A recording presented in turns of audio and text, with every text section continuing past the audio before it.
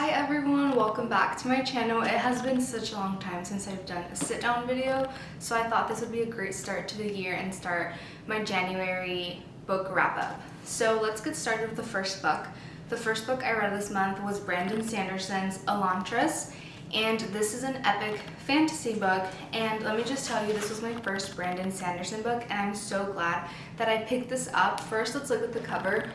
I'm not sure if it's gonna focus, but I really like this cover. It shows a girl and it shows a city in the background, and it's not that big of a book, but anyways, let's get started into what Elantris is all about. So Elantris is about a city, and that's the name of it. And basically this is where people lived, and it was such a magical place to live in. So in the city of Elantris, this was a place that was beautiful, magical, radiant. People had silver hair, and there was magic in the city. Something happens where the people residing in there just turn, I'm gonna say, ugly, and basically all the towns everywhere, when that happens to their people, they throw them into Elantris. So it becomes kind of like it becomes a dodging ground for these people, because these people no longer have heartbeats. They can't really, like, basically they're dead.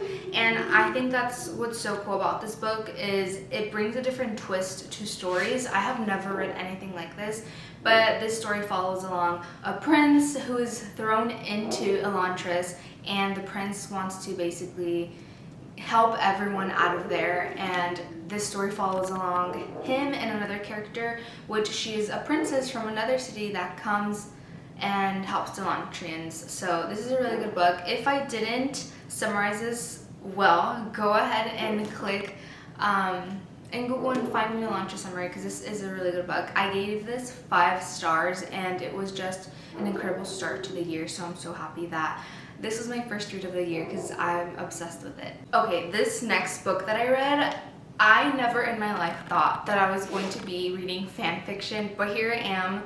So I read the story Manacles. I'm gonna see if I could pull it up on here. So I used my Kobo to read it, and I don't think it's gonna pop up actually. Let's see. There it is, Manacles. Let me see if I can.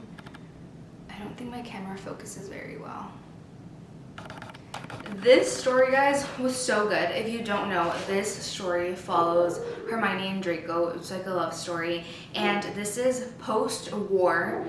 I don't want to do too much spoilers, but this is post-war, after everything happened with Harry Potter and Voldemort, and it just follows this storyline as people are living through, you know, trying to survive and stuff, and you're following the story of Hermione and Draco. And honestly, this is really hard to explain without like having spoilers, but let me just tell you, another 5 out of star reads. This was absolutely incredible.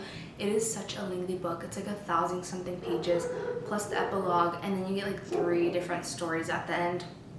It was so incredible. This book will make you cry. Like, I know people were crying.